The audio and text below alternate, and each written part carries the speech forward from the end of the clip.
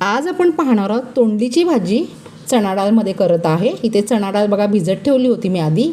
तोंडली उभी चिरून घेतलेली आहेत। चिरताना थोडंसं पाण्यात मीठ टाकायचं आहे आणि वाटपासाठी इथे बघा सुकं खोबरं, अद्रक, लसूण आणि कोथिंबीर घेतलेलं आहे।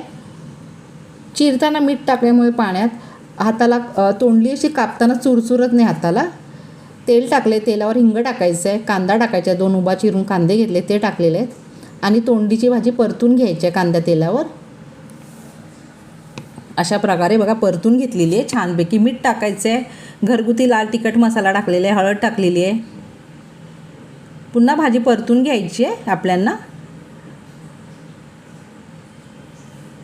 ही भाजी खायला खूप छान लागते, तुम्ही करा, तुम्हाला आवडेल। थोडी वेगळ्या पद्धतीत स्वच्छ धुतलेली चणा डाळ टाकायची आहे, छान अशी परतून घ्यायची चणा डाळ ही आणि झाकण ठेवून पाणी ठेवायचं झाकणावर।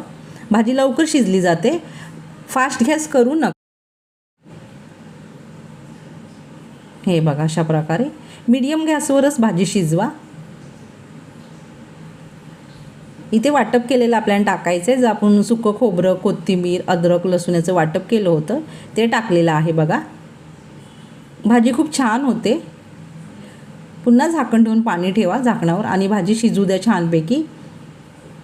अशा प्रकारे मी तोंडली आणि चणा डाळीची भाजी केलेली आहे, तुम्ही करा, तुम्हाला आवडेल। लाईक करा, शेअर करा आणि सबस्क्राईब करा व्हिडिओ आवडला असेल तर। हे बघा अशी थपथपीत केलेली आहे, चणा डाळ ही शिजलेली आहे आणि थोडी अशी थपथपीत भाजी केली, भात आणि चपातीशी खाता येते।